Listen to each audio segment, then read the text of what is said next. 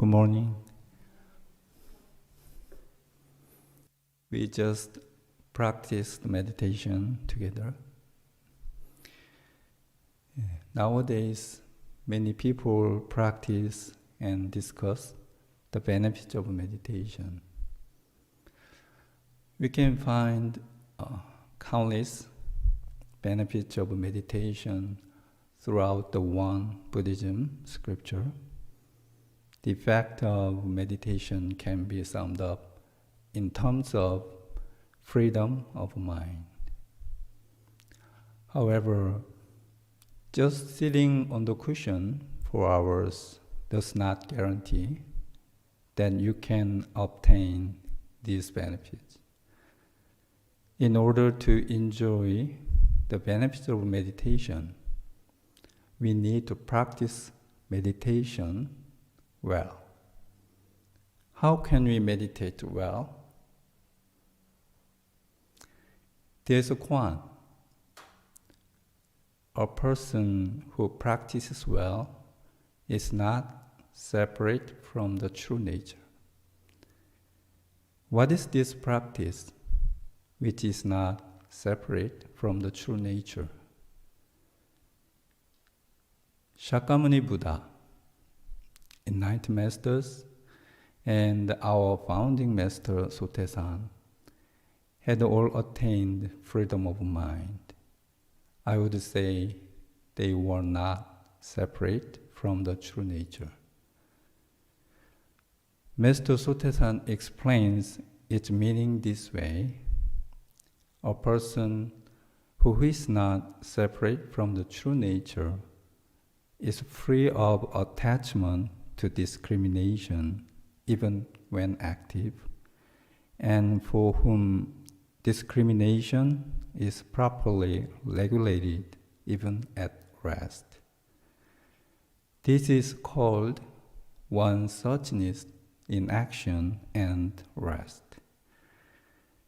This is the model and standard of our practice. Whether in action or at rest, we have to keep the state of one suchness. One suchness describes the state of our true nature, which is ever calm and ever alert. A person who practices well always keeps his or her mind ever calm and ever alert. How can we maintain our mind ever calm and ever alert in action and in rest? Let me ask you a question. If our true nature is originally ever calm and ever alert, why do we need to practice meditation? Why is it that we cannot always keep our original mind? What is the obstacle? The number one obstacle is thought. Thought is created by the mind. We are supposed to use our thoughts when a thought is needed, not be a slave to them. We human beings struggle with the thoughts and hardly have freedom from them. There are two kinds of thoughts. Thoughts that arise spontaneously and the thoughts that we create. We have difficulty in controlling both. To attain freedom and peace of mind, it is critical that we learn how to let go of our thoughts. This is the key to the practice of one suchness at rest. The most important thing in practicing one suchness at rest is to be aware of the thoughts that arise spontaneously, then we can maintain ever alertness within the calm. We practice sitting meditation for 30 minutes today. How was your mind? When thoughts arose, did it bother you? We practice sitting meditation to rest our mind. Even though we want our mind to rest, thoughts arise spontaneously regardless of our will. That is natural. There's nothing wrong with the thinking itself. The problem is that we are distracted by our thoughts. When a thought arises, we can just be aware of it, then let it go, instead of being pulled in and distracted by it. By letting go of each and every thought this way, our mind can rest in one suchness. If we keep chasing or being hijacked by our thoughts, then we cannot rest our mind. We are not free from thoughts and are separate from the true nature. We need to practice cultivating one suchness of mind when we are at rest by even letting go of thoughts that arise spontaneously. Let me share my recent experience of this practice. One day I was relaxing, sitting on the deck of Diamond House, the minister residence. You can see Ilwan Hall from there.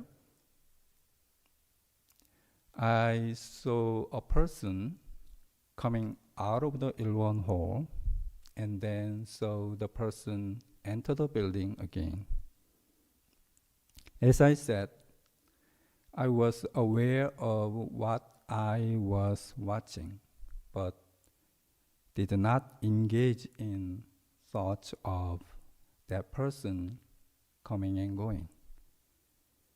When I observe my mind on the meditation cushion, it is just like that. I am aware of a thought coming and going, but I do not engage with it. When we practice sitting meditation, there is a quiet before a thought arises. Be aware of this state, then observe your mind when a thought appears and passes away. Just observe your thoughts instead of engaging with them. Do not try to remove or resist them. If you notice that you are lost in your thoughts, simply note this and return to observing. Thoughts will just appear and disappear, and the mind will be alert within the calm. This is why we practice sitting meditation every morning and every night. When we wake in the morning, at the moment, we are aware of one suchness. We seek to nurture one suchness by practicing sitting meditation and at bedtime. We practice one suchness by letting go of our thoughts. We can then rest our mind whenever we choose. We can let go of our anxieties and worries and obtain peace of mind. We can be free from thoughts that arise spontaneously regardless of our will. That is the practice of one suchness at rest. Let us now talk about one suchness in action. The key to one suchness in action is practicing awareness of thoughts we are creating now. We are fully aware of what we are doing now, then our mind is concentrated, perfectly focused on what we see, hear, speak, and think. Our mind can attain ever calmness within alertness, and we can act with awareness and calm. It is not easy to always be aware of what we are thinking and doing. We chanted Heart Sutra and Ilonsang Vow today. When we chanted the sutra, how was your mind? Were you aware of your voice? Did your voice and your mind become one? When we practice chanting meditation, we are supposed to be aware of our chanting voice. But even though we try, our voice and mind may not be in sync.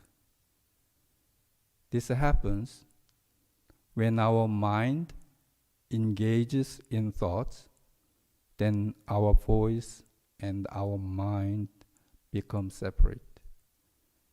When this separation in our mind no longer calm and alert. We need to be mindful of what we are doing from the beginning to the end. This is a wonderful practice of meditation in action, the practice of cultivating one suchness in action. When we see, hear, speak, and think, with this practice of concentration and focus, we are not disturbed by our thoughts. Our mind stays in its ever alert and ever calm state, no matter what we do, see, hear, or think. Those who practice this way maintain their true nature and practice with sincerity both in action and in rest. They can rest the mind by letting go of all thoughts when they choose.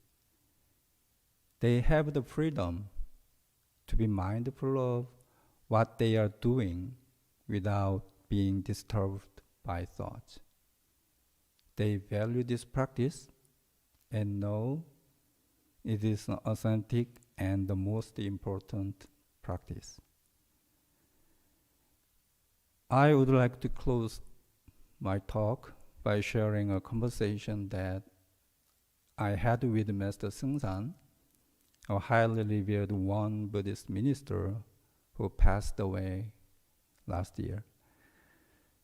When he was 90 years old, I visited him and asked, "How are you doing these days?" He smiled and said, "I am very busy." I did not understand this because he was retired. He was 90 years old and did not seem to me that he had many things to do. So I asked what he was busy doing.